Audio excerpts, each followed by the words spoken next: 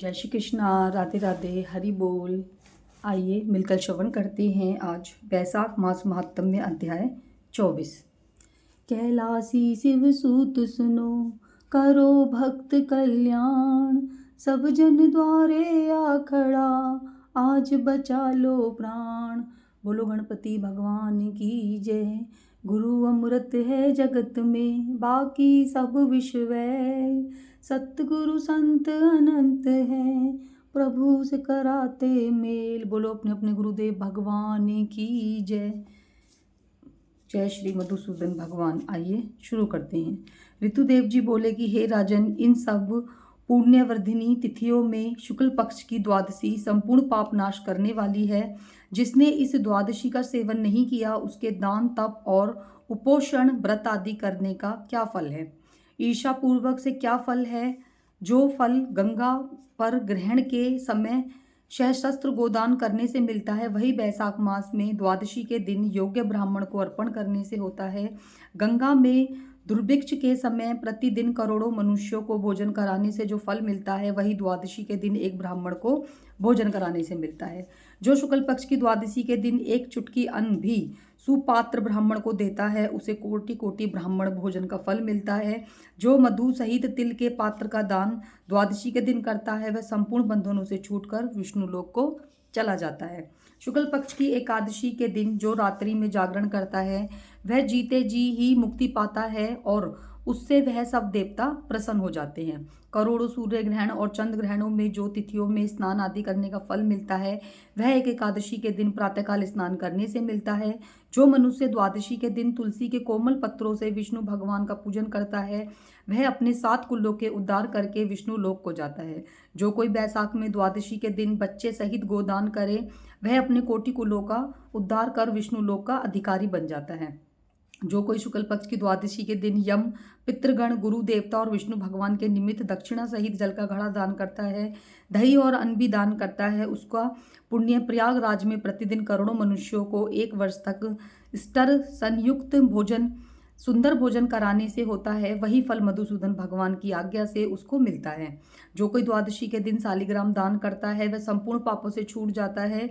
जो ग्रहण के समय गंगा में सत दीपवती पृथ्वी का करोड़ बार दान करे, उसके समान उसे फल मिलता है। द्वादशी के दिन जो मधुसूदन भगवान को दूध से स्नान कराए, उसे राजसु और अश्वमेघ यज्ञों का समान फल मिलता है। वही फल गंगा में मिलता है, इसमें संदेह नहीं है। त्रयोदशी के दिन जो दूध और दही मिलाकर विष्णु भगवान का पूजन करते हैं, उसमें शक्कर आदि मधु और घृत मिलाकर मधुसूदन भगवान की प्रसन्नता के लिए भक्ति पूर्वक पंचामृत से भगवान को स्नान कराते हैं। वह अपने सब कुलों के उद्धार कर विष्णु लोक को जाते हैं। जो सायंकाल के समय विष्णु भगवान की प्रसन्नता के लिए निर्मित शरबत दान करें, उसके पहले के पाप ऐसे दूर हो जाते हैं जैसे सर्प अपनी पुरानी केंचली को छोड़ देता है। शाम काल के समय जो रसीली ककड़ी दान करे, वह उसके रस के प्रताप के कर्म बंधनों से मुक्ति पाता है।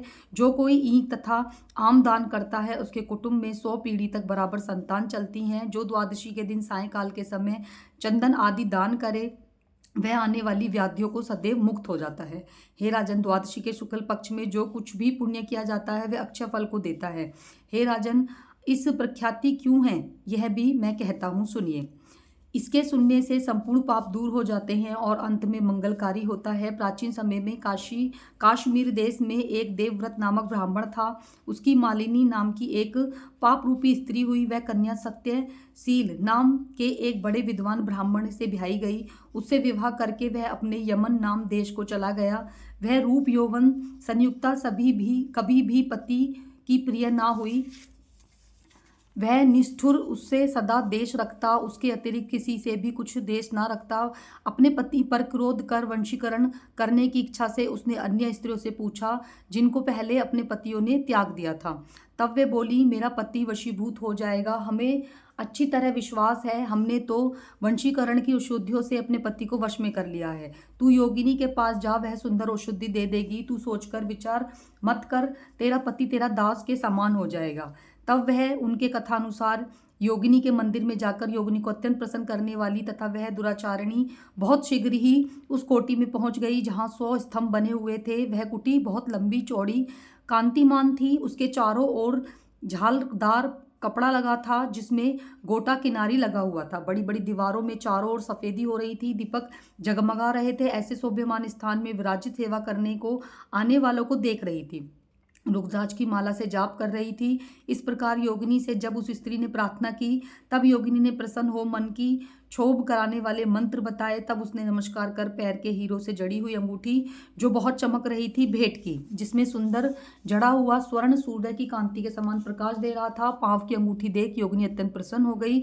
पति के अपमान से व्याधि हृदय का वृत्तांत जान हित की बात कहने लगी। यह रक्षा चूर्ण संपूर्ण प्राणियों को वश में करने वाला है। यह चूर्ण अपने पति को दे देना, उसकी गिरवा की रक्षा करना, तो तेरा पति तेरे बस में हो जाएगा और किसी के पास ना जाए, तथा तेरे दुराचारियों को देखकर भी कुछ न कहे नहीं कहे, तेरे दुर्विचारों को देखकर भी कुछ नहीं कहेगा। वह उस चूर्ण को लेकर अपने घर आई और संध्या के समय दूध में मिलाकर वह चूर्ण अपने पति को दे दिया, कुछ विचार न किया। हे राजन, उस चूर्ण को पीने से उसे क्षय रोग हो गया, जिससे वह दिनों दिन क्षीण होने लगा और उसके गुरुसान में दुष्ट घाव होने की कीड़े पड़ गए। जब कुछ दिन में पति की ऐसी दशा हो गई तो वह दुष्ट इच्छा पूर्वक विचरने लगी।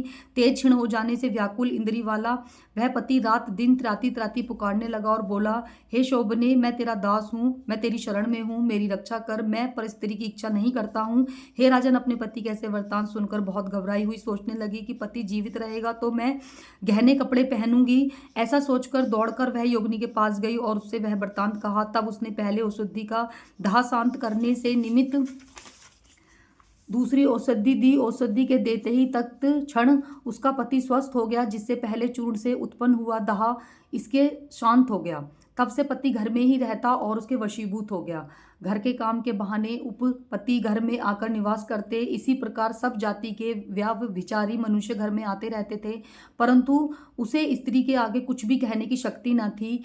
इसी पाप के कारण उसके शरीर में भयानक पापनाशक कीड़े पड़ गए। उन कीड़ों से उसकी नाक, जिह्वा, दोनों कानों में छेद हो गए, स्तन कट गए, उंगलियों के ठोड़ बंध गई और पावों से लूली हो गई। ऐसे कष्ट भोगकर अंत में देह त्याग कर नरक भोगने के लिए चली गई। 15 सहस्त्र वर्ष तक त्रामभांड नामक नगर में दग होती रही। फिर 100 जन्म तक बार बार कुत्ते की योनि में पड़ी। नाक कट रही थी, कान कट रहे थे, मस्तक में कीड़े पड़ रहे थे, पूंछ कट गई, टांग लंगड़ी हो गई। इस दशा में वह घर घर घूमती।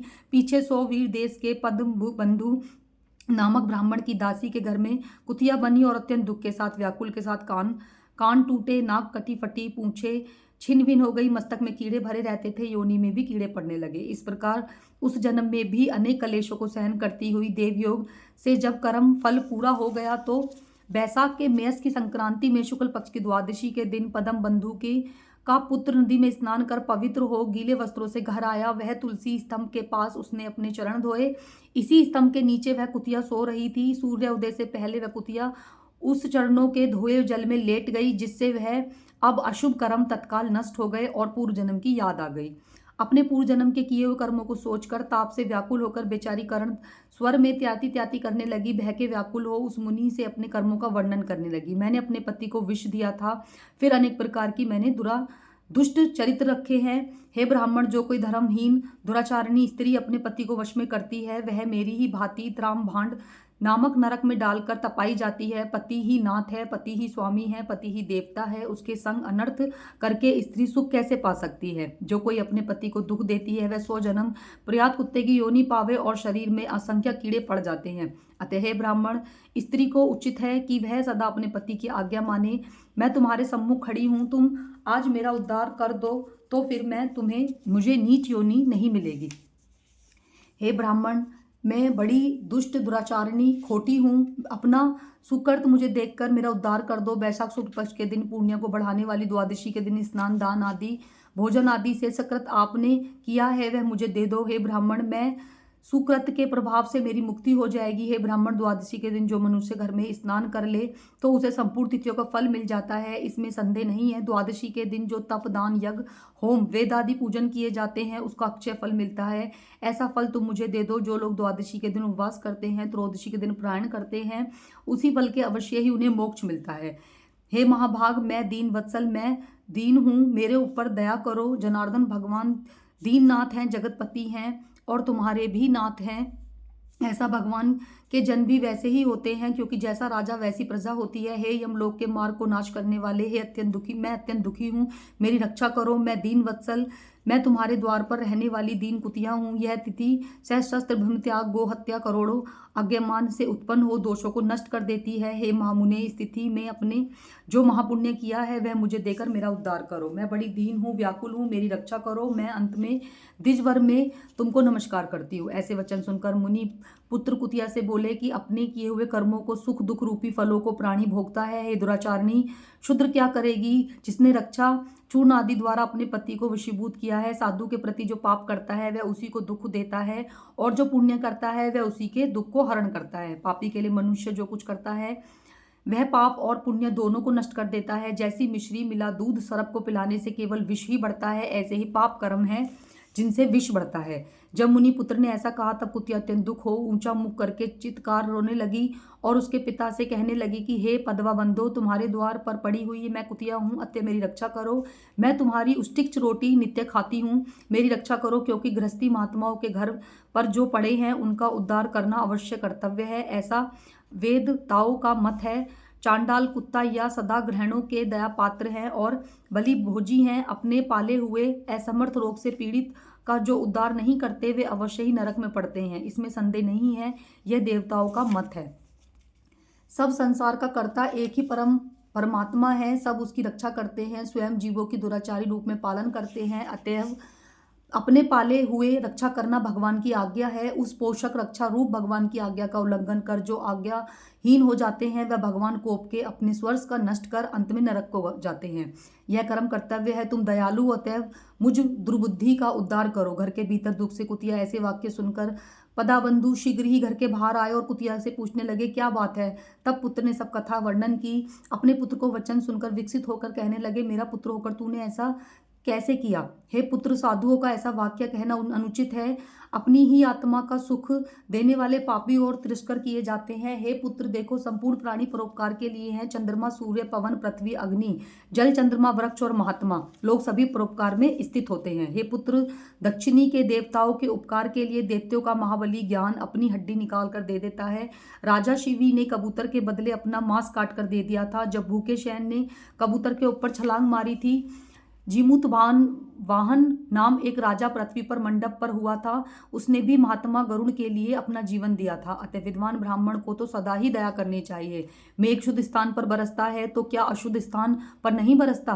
दोनों जगह बरसता है। क्या चंद्रमा चांडाल के घर प्रकाश नहीं करता? इसीलिए बार बार प्रार्थना करती हूँ कि इस कुतिया के दुख को अपने पुण्य के प्रभाव से दूर कर दो, जैसे कीचड़ में फंसी गो को निकालते हैं। इस प्रकार पुत्र को समझाकर स्वयं पराशरमा ने प्रतिज्ञा की कि मैं तेरे निमित्त द्वादशी के दिन का पुण्य देता हूँ, तू अपने सब पापों को छूट विष्णु लोक को जा। इतना कहते ही कुतिया अपने जीर्ण शरीर को त्याग कर दिव्य वस्त्र आभूषण पहन 100 सूर्य के श्रद्धा से प्रकाश वाली सावित्री के समान ब्राह्मण से आज्ञा मांग 10 दिशाओं में प्रकाशित करते ही चली गई। स्वर्ण में अनेक प्रकार के महाभोगों को भोग पृथ्वी में नारायण भगवान के अनुग्रह से वैशाख शुक्ल पक्ष की द्वादशी के प्रभाव से उर्वशी नाम की श्रेष्ठ अंगों वाली देवताओं को प्रिय अप्सरा हुई, जिससे योगी जन योग द्वारा प्राप्त करते हैं। ऐसे अग्नि तुल्य प्रकाशित श्रेष्ठ परमार्थ रूप को प्राप्त कर संत जन भी मोहित हो जाते हैं।